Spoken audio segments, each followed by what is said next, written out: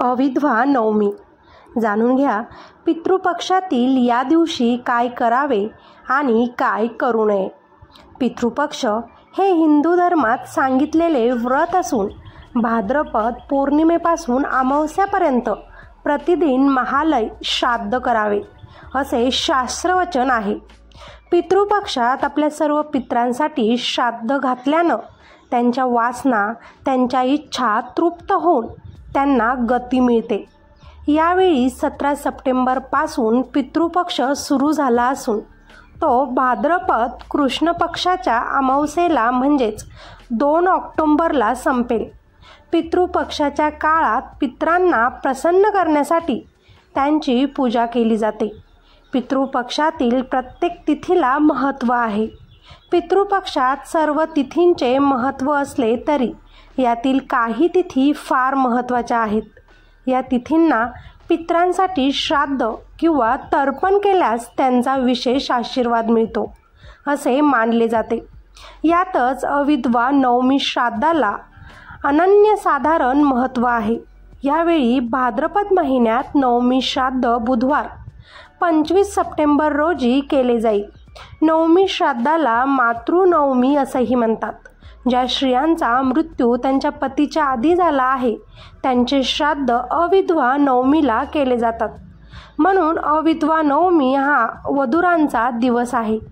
मातृनवमीच्या दिवशी ज्या मातांचा मृत्यू तारीख माहीत नाही त्यांचे श्राद्ध देखील केले जाते. नवमी तिथीला मृत्यूतिथीशिवाय मातांचे श्राद्धही करता येते. मातृनवमीच्या दिवशी श्राद्ध करणाऱ्या व्यक्तीला सुख, शांती, ऐश्वर्य आणि संपत्ती इत्यादींची प्राप्ती होते आणि सौभाग्य सदैव राहते असे शास्त्रात सांगितले आहे. अविधवा नवमी श्राद्धाला काय करावे? या दिवशी घरातील मुलांनी व वधूंनी व्रत करावं, कारण या श्राद्ध तिथीला सौभाग्यवती श्राद्ध म्हणतात. स्त्री पितरांचे श्राद्ध विधी दुपारी 12च्या सुमारास करावेत. धार्मिक विधींसाठी तांब्याची भांडी वापरावीत.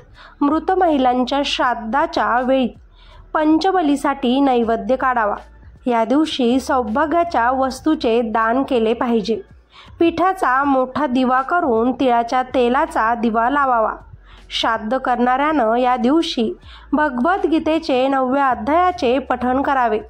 जमल्यास पितृपक्षातील मातृनवमीच्या दिवशी गरीब ब्राह्मण स्त्रीला आदरपूर्वक आपल्या घरी बोलावून जेवण द्यावे आणि दान करावे. अविधवा नवमी श्राद्धाला काय करू नये?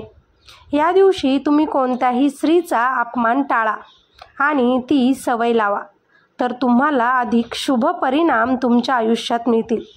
लसूण आणि कांदा जेवणात तुमच्या वापरू नका. श्राद्धविधी पूर्ण होईपर्यंत अन्न खाऊ नये हे लक्षात ठेवा. या दिवशी कुठलेही अपशब्द तुम्ही आपल्या तोंडातून बाहेर पाडू नका. या काळात ब्रह्मचर्य पाळावं असंही सांगितलं जातं. या दिवशी शुभ कार्य टाळावी. तसेच केस कापणं, नख कापणं आणि दाढी करणं टाळावं असंही सांगितलं जातं. चला, तुम्हाला ही माहिती आवडली असल्यास आपल्या या व्हिडिओला लाईक करा आणि चॅनलवर नवीन असाल तर सबस्क्राईब करा. भेटूया अशाच एका नवीन व्हिडिओमध्ये. तोपर्यंत धन्यवाद.